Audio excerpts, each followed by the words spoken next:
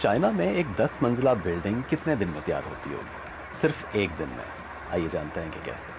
मैं हूँ बीजिंग से रिजवान अब्बासी, ये है चाइना। और अगर आप चाइना में रहते हैं तो आपने ये चीज़ नोट की होगी कि एक दिन आप किसी जगह से जाएं, वहाँ पे कुछ नहीं होगा, और अगले ही दिन अगर आप वहाँ से गुजरेंगे तो वहाँ पे एक 10 मंजिला बड़ी बिल्डिंग खड़ी होगी। इन लोगों ने कंस्ट्रक्शन का एक बड़ा स्मार्ट तरीका अपना लिया, जिसमें एक बहुत बड़ी फैक्ट्री में जो तामीराती जितना भी मटेरियल है उसको यूज़ करके तो प्री फैब्रिकेटेड मुख्तलिफ जो ब्लॉक्स हैं या मुख्तलिफ हिस्से हैं किसी एक प्लाजे के या किसी एक घर के, वो पहले से तैयार कर लिए जाते हैं। इसमें उस बिल्डिंग के हिस्से का पूरा स्ट्रक्चर, उसकी फिटिंग और पाइपिंग सब कुछ शामिल होता है, यानी कि 90% जो काम है वो इसी फैक्ट्री के अंदर मुकम्मल कर लिया जाता है।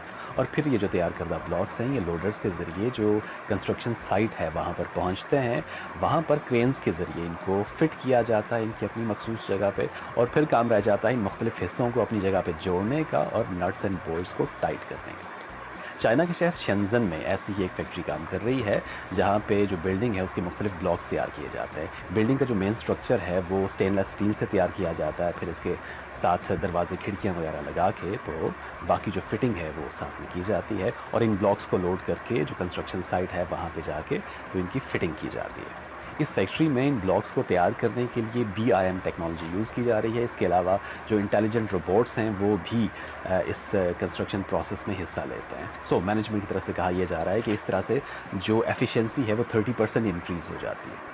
अच्छा, फ़ायदा इस तरह की कंस्ट्रक्शन का क्या होता है? सबसे ऑब्वियस फ़ायदा तो ये है कि आपका काम जो कि महीनों पर मुहित होना था वो सिर्फ 1 या 2 दिन या 3 दिन में एट मोस्ट हो जाता है, और इससे एक तो एफिशिएंसी बढ़ जाती है काम की, आपकी जो वर्कर्स की जितनी भी आपने सैलरीज़ देनी है या फिर जितनी भी आपकी फ़िक्स कॉस्ट है बिल्डिंग के तैयार होने तक वो बच जाती है। और फिर मज़े की बात ये है कि फ़र्ज़ करें आपने एक मकान बनाया है और अगले 5-7 साल में आपको वो मकान, उसका डिज़ाइन पसंद नहीं आ रहा, या फिर कोई नया डिज़ाइन है जो कि उसकी जगह पे आप लाना चाह रहे हैं, तो आप 1 या 2 दिन में वो पुराना जो प्री फैब्रिकेटेड जितने भी पार्ट्स हैं वो रिमूव करेंगे और नया जो डिज़ाइन है वो लाकर वहाँ पर रख देंगे। आपका नया घर तैयार हो जाएगा।